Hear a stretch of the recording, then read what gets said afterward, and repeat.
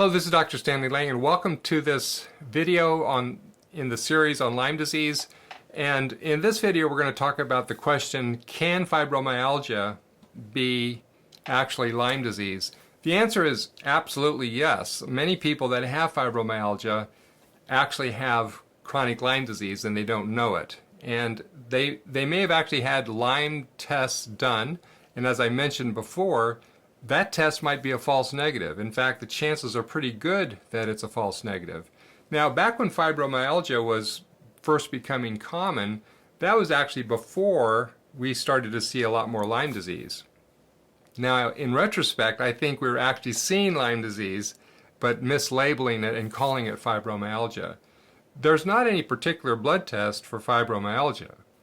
So fibromyalgia has been sort of mysterious disease, mysterious origin, and its diagnosis is subjective, too subjective for a lot of doctors. They don't like to have a disease that you don't have a blood test to prove the diagnosis. But I'm not going to go into exactly how you diagnose fibromyalgia, but it's characterized by having a lot of painful spots in your body and aching muscles that can just be so disruptive that people can't move very well because it hurts too much.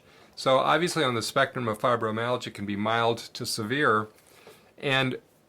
so people don't seek attention when they have mild disease, but when they get more severe symptoms, that's when they come in and seek attention. And when fibromyalgia first was being seen in the United States, most of those patients were sent home and told, there's nothing wrong with you, it's all in your head, because all of the blood tests would look normal. They would have some tender spots on their exam, but they still didn't have anything that allowed the doctor to make a firm diagnosis. So for most doctors, fibromyalgia wasn't a real thing for a few years. Now, with the passage of time, fibromyalgia is accepted as a real diagnosis, but very few people make the connection between fibromyalgia and chronic Lyme disease. In my experience, a lot of the time, people that are treated for fibromyalgia with the strategies to treat chronic Lyme disease get better.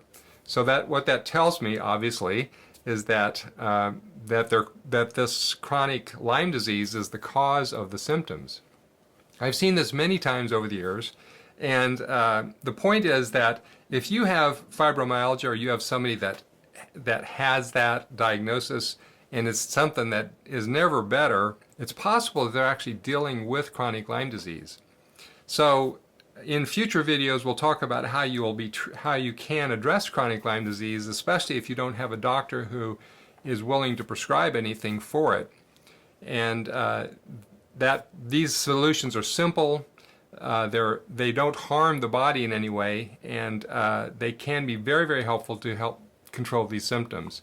So continue watching the series. The next video is going to be on another symptom, though, and asking the question, can this symptom be chronic Lyme disease? And the symptom is going to be a neurological symptom. So I wish you well, God bless, and I'll see you in the next video.